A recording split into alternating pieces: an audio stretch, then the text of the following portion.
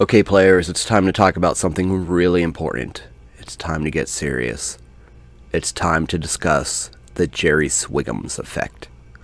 Now, I imagine in your games, though you might call it, I've heard a lot of different names, you probably call it something different, you've probably experienced the Jerry Swiggums effect. I call it this thanks to some friends of mine, namely Justin Giuliani, who coined the term, and James Sinclair, who had to suffer because of it as he was running the game. The Jerry Swiggums effect is when players latch onto a non-consequential NPC, and suddenly you're forced to come up with so much about them and care about them because the players decide to drag them along for whatever reason. The Jerry Swiggums effect originated for us when a character of mine was walking through a quarter that had a lot of homeless people, and I decided to play a little Varys, thinking, oh, well, maybe I can get some eyes and ears down here. So I picked a random homeless NPC and was like, okay, I'm going to help you out, you're going to help me out. Unfortunately, the whole party fell in love with them, and when we asked the name, James wasn't quite ready for that, and Justin came up with Jerry Swiggums. And we loved Jerry Swiggums ever since. We housed Jerry Swiggums, we brought Jerry Swiggums gifts. We also talked about how we disappoint Jerry Swiggums if we didn't live through an encounter. There was a lot to do with Jerry Swiggums, and Jerry Swiggums didn't honestly care, but that's a whole nother story. There's another NPC in that story as well that we, especially myself, gravitated toward. It was a potato vendor who was just in one scene walking about. To give a little background, he was selling fried potatoes on a stick.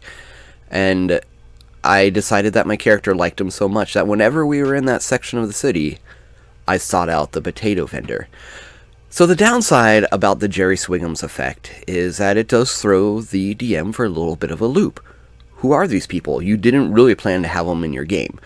The potato vendor was really the same thing as the dilapidated house across the street, right? It was more background. It wasn't supposed to be a thing. Jerry Swiggums himself didn't exist until I decided I was going to look for someone who I could make contacts with. Apparently, to his credit, James Sinclair, after that, gave Jerry Swiggums a backstory and plans and goals that were secretive to us. He taunted that they'd be brought out one day. Unfortunately, that campaign fell apart, and I will always wonder what Jerry Swiggums was up to and what he wanted. But the point of this is that as a DM, it's good to roll with the Jerry Swiggums effect. That potato vendor, who was meant to give scenery for that one scene, was now a staple of that city, and it made it feel that much more immersive that I could go hunt out my favorite food and find a potato vendor at various times of the day. Granted, he wasn't always there, which made it that much more of a treat when I could find him. It was a weird thing that didn't serve to progress the story along, but did help with immersion and just really set the stage for that city for me. And there's a good few things like that, and this is something I learned from him, watching him roll with things he may have put out as an afterthought that the players really rolled with. And paying that attention is what can help you figure out what's important to the players.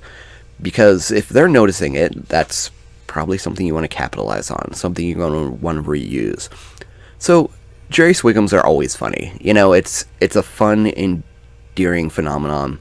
There's always going to be a Jerry Swiggums. There's always going to be an NPC that maybe you don't care about, but your players suddenly super do. Roll with it. Figure out what Jerry Swiggums' deal is. Do me a favor, post your own Jerry Swiggums stories below. I'd love to hear them.